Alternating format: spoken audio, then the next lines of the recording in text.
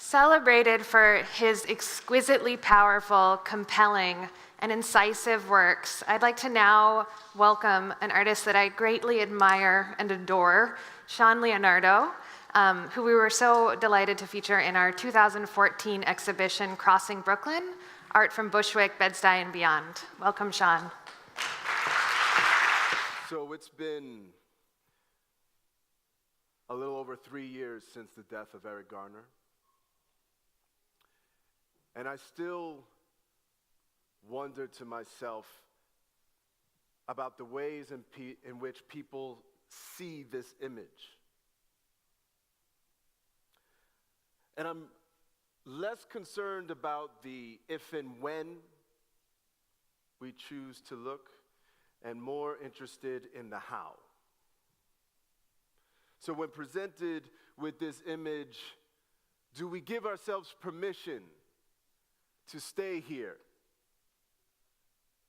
and really see the grimace on his face? Do we move onto the grip of that officer's fist?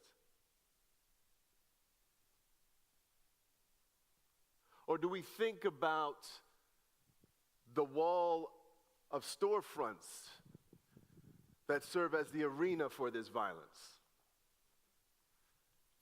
Maybe it's that we need more space within the image to actually look at it.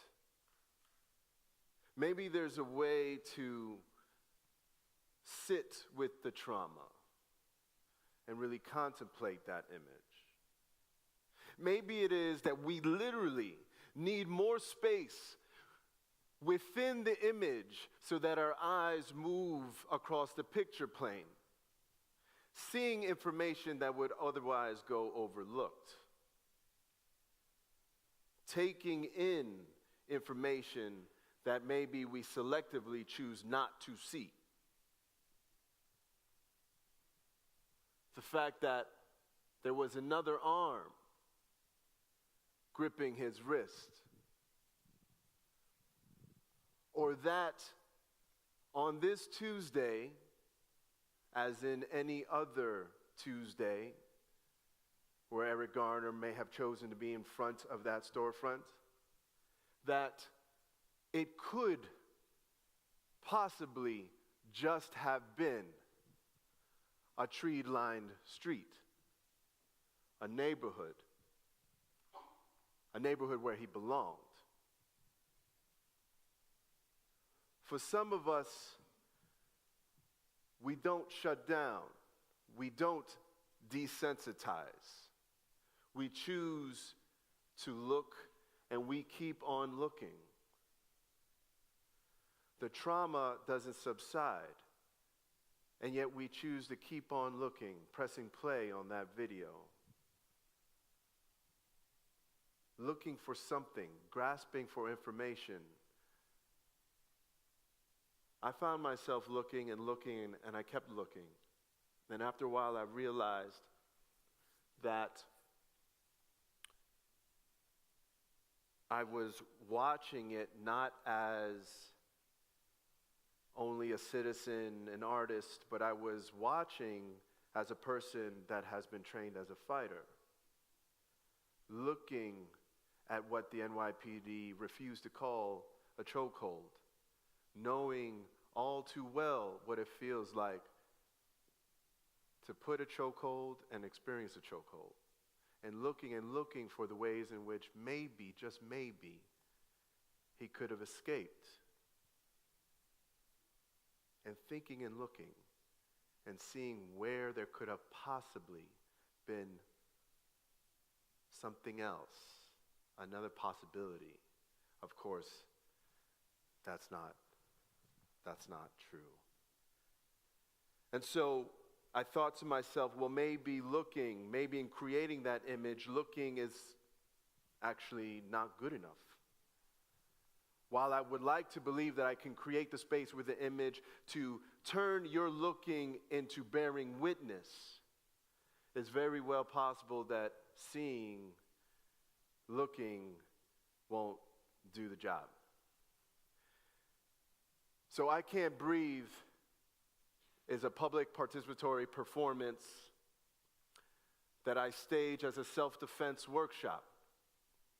And over the course of 30, 40 minutes, I impart actual self-defense techniques, maneuvers that I hope no one ever has to use, and yet they can be very useful. It's over the course of the 40 minutes that the weight of police violence enters the room, culminating, of course, in the chokehold that took Eric Garner's life. Good, very good. Miguel, join me for one last one. Now for this one I can't do on stage. This is the chokehold. This is what took Eric Garner's life. Now I'm sorry to say, nothing I can teach you here is going to entirely save you. When someone comes behind you and puts you in a chokehold, you have a very small window of time to get out of it. And the only way to do that is to go on the offense. But my people, I'm not here for that. Brothers and sisters, I'm not here to teach you how to get on the offense. That's not why I'm here. That's not my role. I'm sorry, I cannot teach you that. But what I can teach you is to create just enough space so that you can breathe. All I want is for us to breathe. All I want is for a moment for us to breathe. So if this man, Miguel, maybe come from here. This man, good. Now, exactly. If you cup here, now if you cup my, yes, very good. So I can already not talk. He has my throat, and I am in trouble. What I can do as quickly as possible is with both hands try to relieve as much pressure as possible and tuck my chin. If I get him off of my neck, I give myself a chance to survive. Now you will be taken down. There's nothing I can teach you right now that will prevent you from being thrown to the ground. Close your eyes right now, all of you, and just realize that you will hit the floor. This person is going to take you down. Just understand that. It is going to happen. And try to keep your composure. Now, we won't go through a full takedown, but Miguel, if you lay down with me. Now, he has my side, he has leverage, and I am in a lot of trouble here because he also has his weight on the back, on my upper back, and he has all the leverage to get underneath my chin. This is especially important that the main participants see this.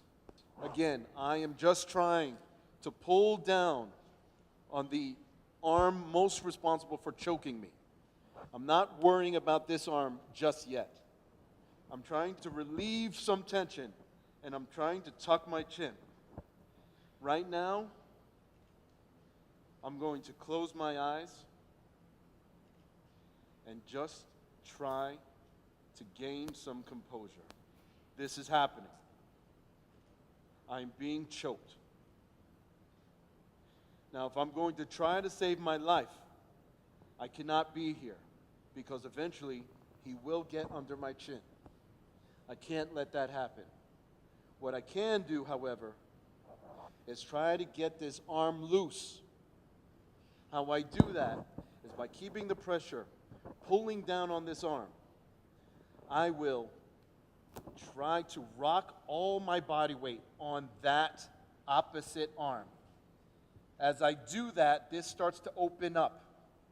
The more I can get to my side and the more I can turn onto that arm, even try to get my weight up here. But if anything, I'm just trying to turn, get my weight on that arm. And here, I can try to breathe. And that's all I can do. Now, if his arms were opposite, again, I'm in very big trouble. I can try to get my fingers in this arm, pull down, tuck my chin, and I have to try to put my weight on this arm. So I have to use my feet, try as much as possible to remove the weight from my neck and onto that arm. The more I turn, the better. And from here, I just try to breathe. Partner up again, please. Go slowly. Do not go full strength. Tuck your chin, pull down the arm, tuck your chin. Now, if you are comfortable and you're ready, please guide the participant down to the ground. Go ahead. Kneel first. Slowly guide the person to the ground. That's right. Now, the arm that is on your head, that is the arm you want to try to put your body weight on as you create space. Close your eyes and just try to breathe. Good. Very good. That's right. Everyone up. Number 2 is the aggressor. And now go ahead and guide the person down. That's correct, right there. Now try to get to one side or the other. This is what you would try to do. You're going to pivot off of this foot. Try to put the pressure off of this foot. And you want to try to get on that side if possible. There you go. So you want to try, if you can, roll there. Exactly. Just, there you go. That's good. That's a good place to be. That's a good place to be. Exactly. So if you can, the more you can turn, the better. Everyone up, please.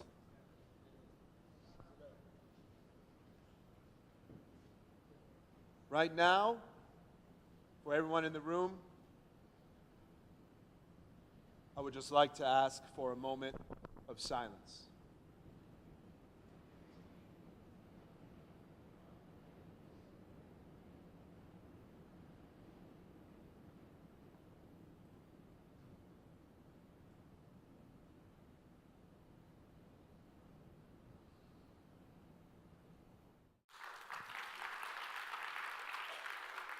So, of course, this is the culmination of about 30 or 40 minutes of maneuvers that I go through and impart.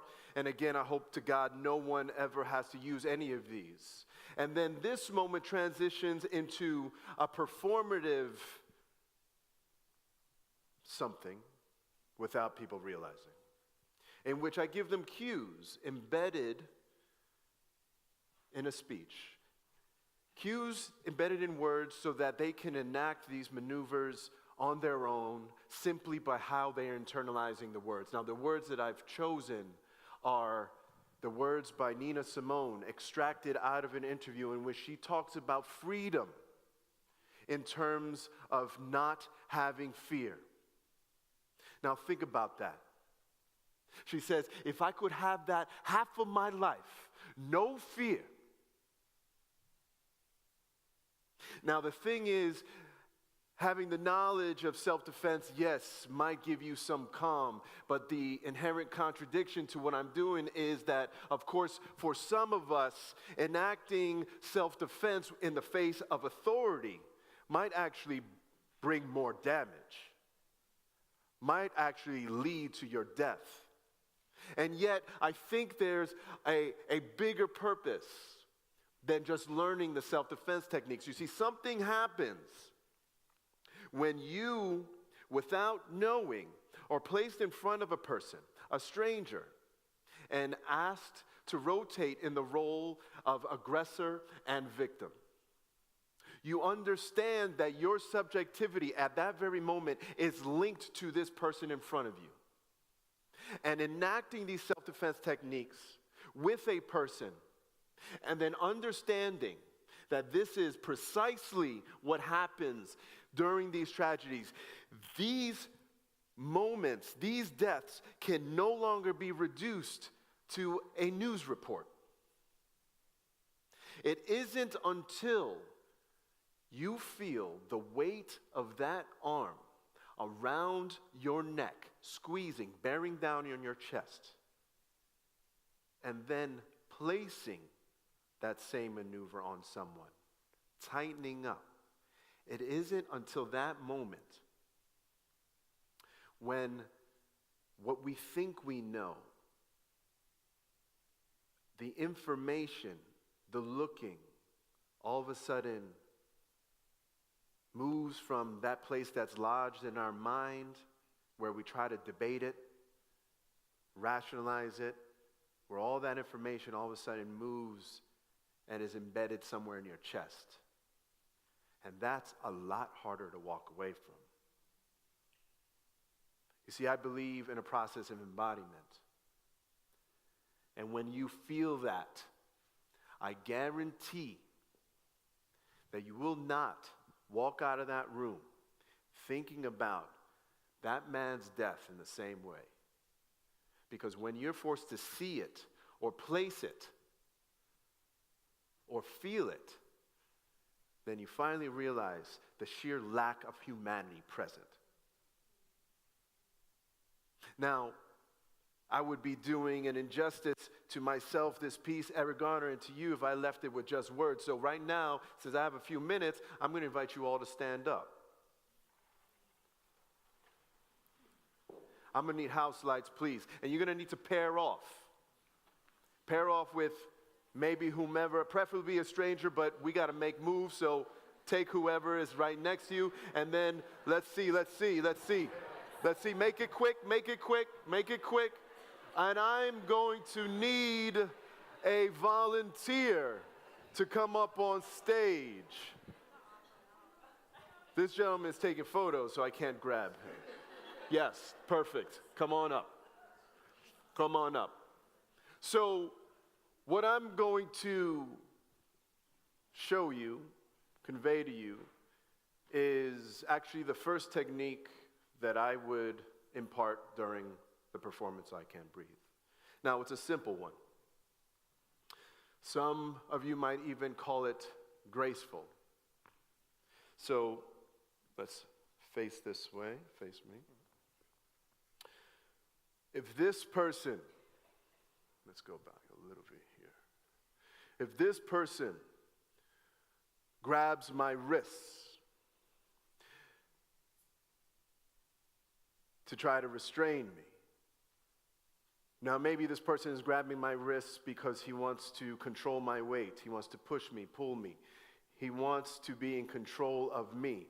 But if this person grabs my wrist, attempting to restrain me, there's one thing that I can do which will prevent him from sustaining this hold. There's one sure way that I can break this hold. One thing that I can do that will prevent him from holding me. Now, grab wrist and all. So what I'm going to do, and I know this might be difficult for some of you to see, but I'm going to try to explain it, is that I'm actually going to relax. And what I'm going to do is rotate toward his thumbs in an upward dramatic fashion. Now I'm going to go slowly for the sake of this, and I'm just going to go up and out. Now notice that as soon as I'm down here, as soon as I sense this hold, I'm going to open my palms. Now if this person is much stronger than me, all I have to do is go through the motions. I'm not trying to push in. I'm not trying to put my weight or strength. I'm going to rotate, and the more dramatic and the further out I go, his hands cannot do that. And so notice also that I'm not pulling toward me nor toward him. I don't want to lose this leverage. So go ahead. Go ahead. Go ahead. One more time. Come on. One more time. Come on. A little harder. All right. Now we're going to try the same just so that shows I can show you. Now open your palms. Now don't fight it. Just go through the motion. Yeah. Up and out. Now very good. Now you see how you first went here? Just go straight up. Very good. Up and out. Better. Now instead of going here, go out. Better. Good. Now, if you're to my left, you will be aggressor first. Go. Try it.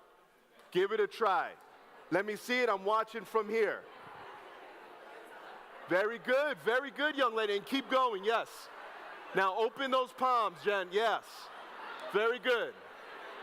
Let me see. Open those palms. Open the palms, yes. But let's do it for real. Let me see it. Open the palms. Very good. Very good. Let's see it over here. Very good. Over here. Now alternate. If you haven't already, switch. Alternate. Let's see it over here. Let's see it over here. You too? Let's see it over here. Let me see it. Very good. Very good. And you too? Yes? Yes? Okay, okay. Okay. Yes? Let's see it. All right. Good, good, good. All right. Let me get your attention. Let me get your attention. Now I do this not for only the sake of showing you any of this. Again, I hope that you never have to utilize this escape ever in your life. I can't promise you that that won't happen.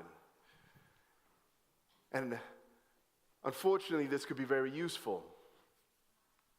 But what if I told you, can you put back the image of the drawing, please?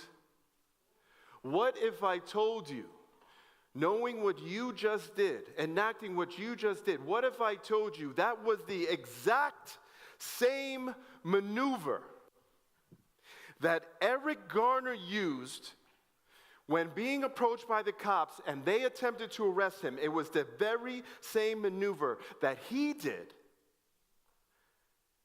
that led to the very next immediate course of action, which was an officer slipping behind him and placing him in something that they refused to call a chokehold. That this, as graceful and as natural as that might be to defend oneself, directly led to his death. Now